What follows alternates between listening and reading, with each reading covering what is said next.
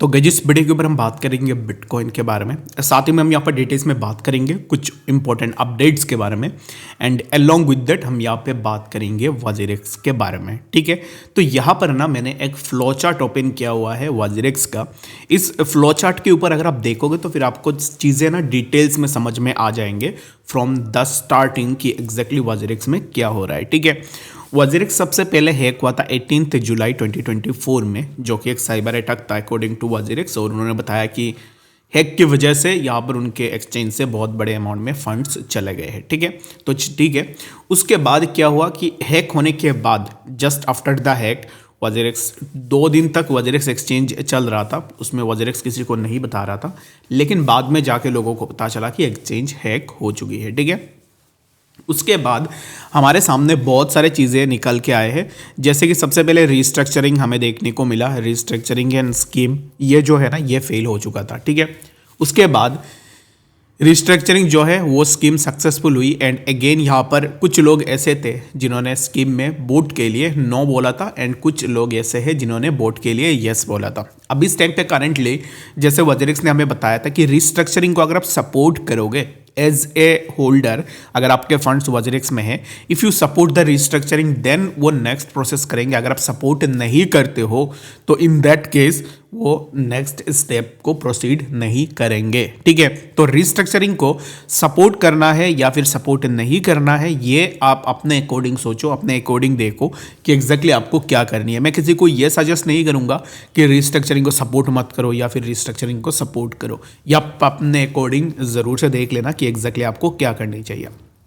अभी बात आती है कि हमें विड्रॉ कब मिलेगी, एंड वजीरेक्स एग्जैक्टली अभी इस टाइम पे क्या कर रहा है। ठीक है, तो अप्रैल 2025 यानी कि in coming days scheme approved be creditors and sanctioned by the Singapore court. जैसे सिंगापुर कोर्ट ने ऑलरेडी बता दिया है वजीरेक्स को कि अभी इस टाइम पे आप कॉन्वीन मीटिंग और रिस्ट्रक्चरिंग के लिए प्रोसीड कर सकते हो, आपके पास इसका अथॉरिटी है। तो ऑलरेडी वजीरेक्स इसके ऊपर काम भी कर रही है। अगर लोग इसमें अपना ओपिनियंस नहीं देते हैं, अगर इसमें स्कीम में वोट नहीं करते, तो इन दैट केस वजीरेक्स ने जैसे पहले भी बताया था कि आपको पैसे नहीं मिलेंगे। पैसे नहीं मिलेंगे यानी कि जो प्रोसेस है उस प्रोसेस पे टाइम लगेगा। अब एक चीज़ मैं आपको बता देता हूँ, WazirX is someone who is pushing users from the very beginning for absolutely for nothing. अगर आप मेरे पैसे आपके पास है, if you are someone who is taken my money, तो अगर मैं आपको बोलता हूँ कि give it my money back, तो अगर आपके पास वो पैसे नहीं भी है तो फिर you should have to tell me that कि एग्जैक्टली उस डेट में मैं आपको पैसे दे दूंगा। तो ऐसे ही चलती है ना बातें।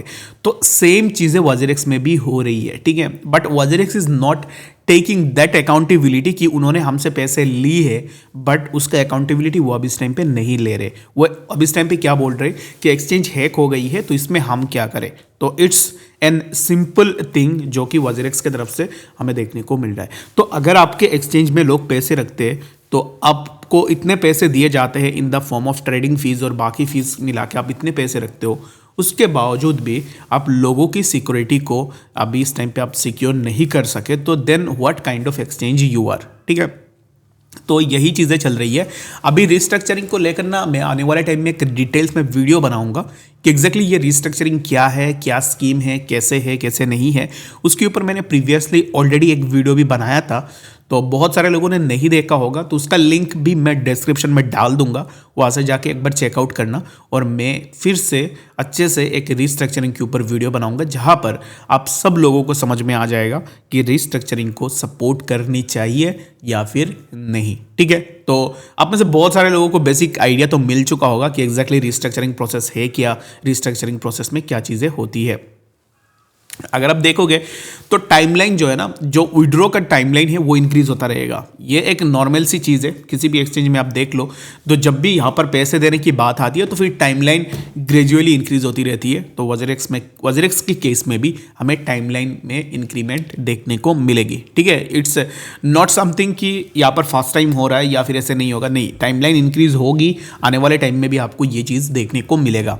ठीक है, तो चलिए फिर बात करते हैं कुछ और भी इंपॉर्टेंट चीज़ों के बारे में। जैसे बीटीसी के ऊपर हम बात करते हैं कि एग्जैक्टली बीटीसी में क्या मूवमेंट हो रहा है right now. If you can see the price of BTC hitted on 106 जैसे ही मैंने कल रात को प्रेडिक्ट किया था, if I can remove this yellow line, if you can see we have seen the price of BTC near around 106 and after approaching near around the 106 यहाँ से price में हमें फॉल देखने को मिला and the price taken a fall near around 101.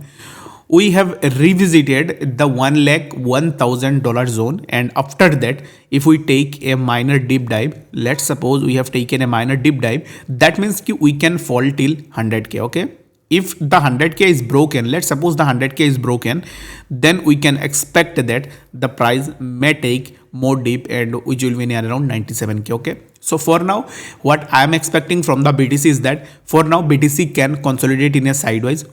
I'm not expecting anything like price will show a major move or major uptrend. No, nothing. For now what I'm expecting is that BTC might show a sideways consolidation. What actually sideways consolidation is, many people don't understand what sideways consolidation is. Sideways consolidation is nothing but the price movement in a narrow range. Narrow range in the sense there will be a move which is near around 1,02,000 and 1,02,000 to 1,01,000. In between this range price will consolidate and this consolidation will be considered as a sideways movement. I hope कि समझ में आई होगी कि exactly sideways movement क्या है और BTC का movement कैसे हो सकता है आने वाले टाइम में. अब मुझे बताओ कि एग्जैक्टली आपको क्या लगता है BTC को लेकर. And the second most important thing, जैसे कि मैंने कल भी आपको बताया था कि don't go for a short position on alt coins. Like BTC has shown a major correction, but according to this correction we haven't seen that kind of correction in the altcoins. Reason, alts are already in a bottom line and they are trying to show some sort of massive growth. That's why the alts didn't show any kind of fall as compared to BTC price movement. okay, so for now you have to find out good altcoins and make your investment on alts rather than taking long and short position on BTC. For now leave it. For now you can leave the BTC and wait for the altcoins to show a massive growth and I'm expecting that कि alts में बहुत अच्छा सा movement हमें आने वाले time में देखने को मिलेगा. तो आई होप कि आपको समझ में आ गया होगा कि एग्जैक्टली BTC एंड बाकी ऑल्ट्स में क्या मूवमेंट हमें देखने को मिल सकता है. बाकी कुछ भी डाउट है कमेंट सेक्शन में बताना. मिलते हैं नेक्स्ट अपडेट.